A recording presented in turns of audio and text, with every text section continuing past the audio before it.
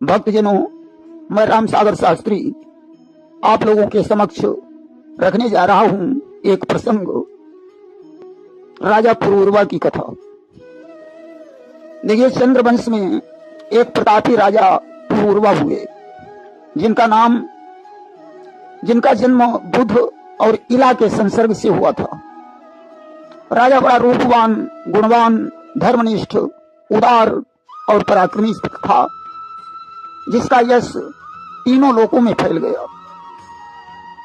एक बार की बात है, देवराज इंद्र का सुंदर दरबार लगा हुआ था कि लगा हुआ था एक दिन सुरपति का दरबार।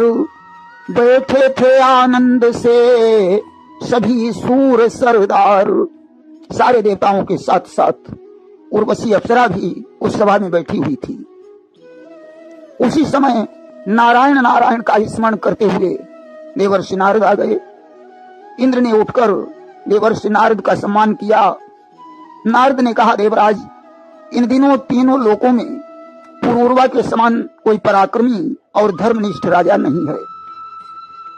उर्वशी ने जो ही पुरूरवा के धर्म और पराक्रम की प्रशंसा सुनी, उसने विचार किया कि मुझे ऐसे राजा से जरूर मिलना चाहिए। अस्तु, सभा को छोड़कर वह मृत्युलोक में पहुंच गई।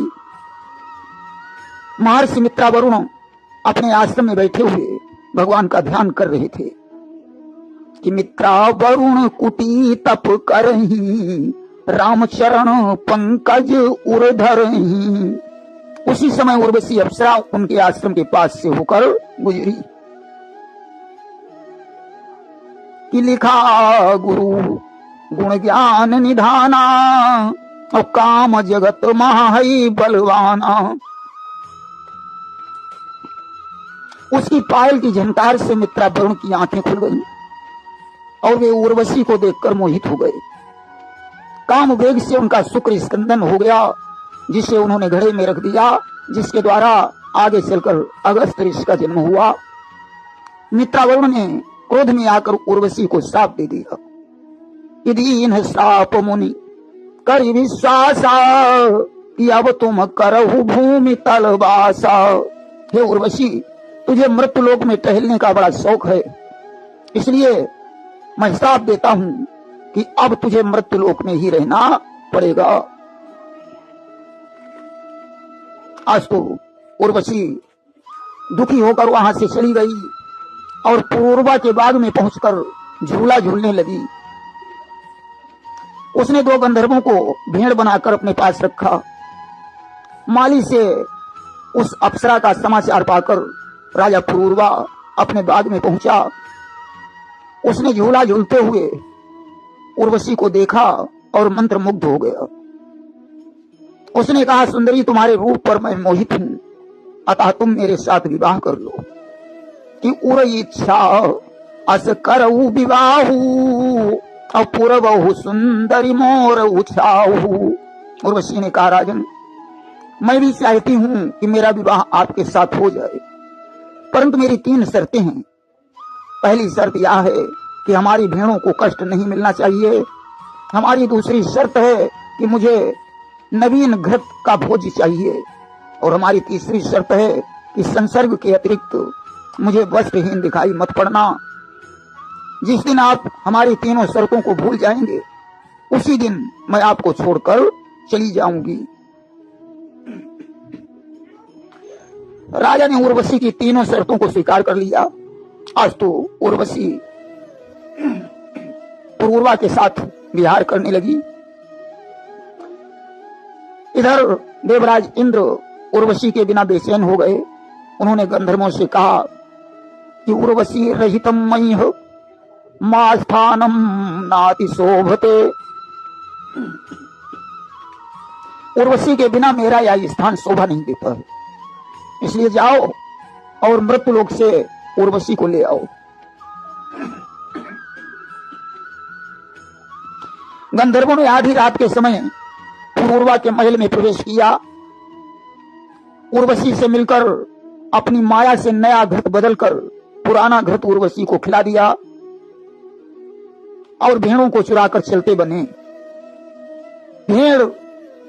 भें भें करके चिल्लाने लगी। उर्वशी ने राजा को जगाया।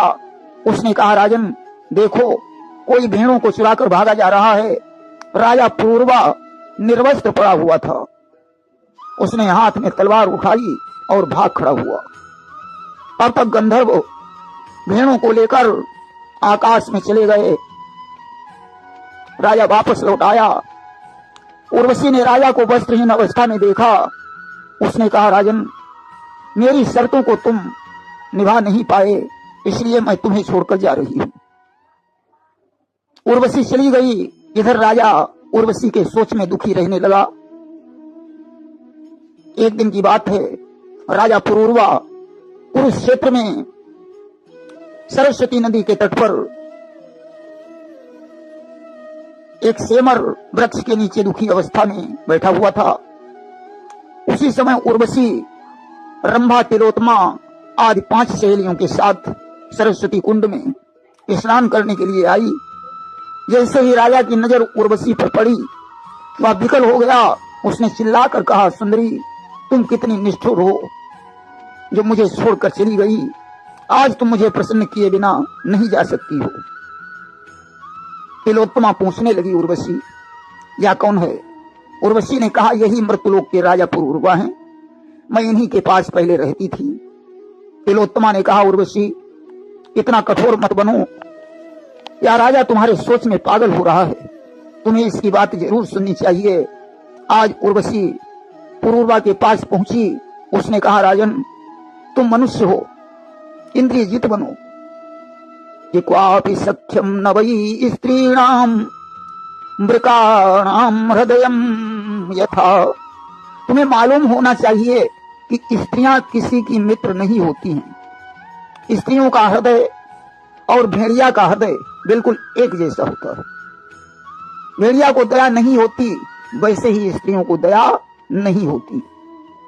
राजा ने कहा, सुंदरी तुम्हारी इन सब बातों का मेरे ऊपर कोई प्रभाव नहीं पड़ता। कुछ भी करके तुम्हें मेरे साथ चलना होगा। उर्वशी को दया आ गई। उसने कहा, जाओ राजन, मैं तुम्हें वचन देती हूं कि संवत्सरांते ही भवानैक रात्रम मयेश्वर, मैं प्रत्येक वर्ष के बाद एक रात्रि के लिए तुम्हारे पास आया करूंगी। उर्वशी उस समय गर्भवती थी। राजा को आश्वासन देकर वो चली गई। राजा घर लौट आया। 1 वर्ष बाद उर्वशी राजा से मिली और एक बच्चे को जन्म देकर जाने लगी। तब राजा दुखी हो गया। उसने उर्वशी के पांव पकड़ लिए। उर्वशी ने कहा, राजन मैं तुम्हें एक मंत्र देती हूं, जिसका जाप करने से गंधर्व प्रकट होंगे। वे तुम्हें एक बटलोही देंगे, जिसे तुम वन में जाकर गड़ा देना। जिससे शमी वृक्ष के गर्भ में एक पीपल का वृक्ष उगेगा। उनसे 2 अरणियां बनवा लेना और अग्नि प्रज्वलित करने वाले 2 मंत्र मैं तुम्हें और दे रही हूं, जिनसे अग्नियों द्वारा मंथन करके अग्नि प्रज्वलित कर यज्ञ करना। तुम्हें गंधर्व शरीर प्राप्त हो जाएगा और तुम मेरे पास आ जाओगे। आज राजा ने वैसा ही किया। अस्तु उसे गंधर्व लोक प्राप्त हो गया। गंधर्वों ने उसे उर्वशी दे दी। वह उसके साथ आनंद पूर्वक रहने लगा। देखिए, उर्वशी के गर्भ से मृतलोक में 6 पुत्रों का जन्म हुआ था। आयु, श्रुतायु, सत्यायु, रय, विजय और जय। इसी वंश में प्रशांबु हुए, जिनके पुत्र गाध थे, जिनके घर में विश्वामित्र का जन्म हुआ था। प्रेम से बोलिए वृंदावन बिहारी लाल की जय।